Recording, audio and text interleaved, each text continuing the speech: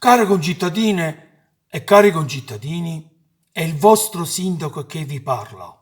Ho dovuto registrare di nuovo questo video chip per spiegare a tutta la cittadinanza il significato di questa nuova ordinanza sulle detenzioni canine. Che si trovano per ogni pizza in sto paese e mo vediamo. Io mo rispetto assai l'animale che so creatura di Dio, ma i padroni Zezzus no! Perché? E come me lo chiedete pure perché? Ma come voi lasciate in detenzione canine per tutto il vero paese? Ma poi io dico, ma proprio annanzi alla chiesa, ma voi non tenete manco un po' che rispetto? E allora mo vediamo. Perciò io ordino al comandante delle guardie Vincenzo Mangia la Trippa di far rispettare le ordinanze per multare tutti i fatienti che sporcano con cacciuttiello, cavallo, ciuccio, mulo e vaccarella. E le ho dette tutte in ordine analfabetico. E mo vediamo.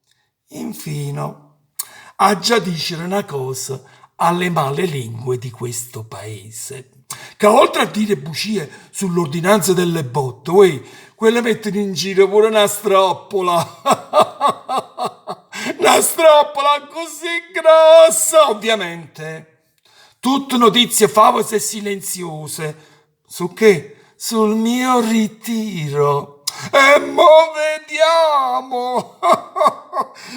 Allora a questo punto spilatevi bene le orecchie. Io mi candido ancora come sindaco di Scannasciummo, perché il mio compito di servire il paese non è ancora fornuto.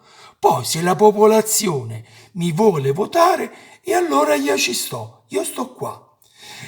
E schizo io, ha lasciato il corpo tutto quanto per mi catena.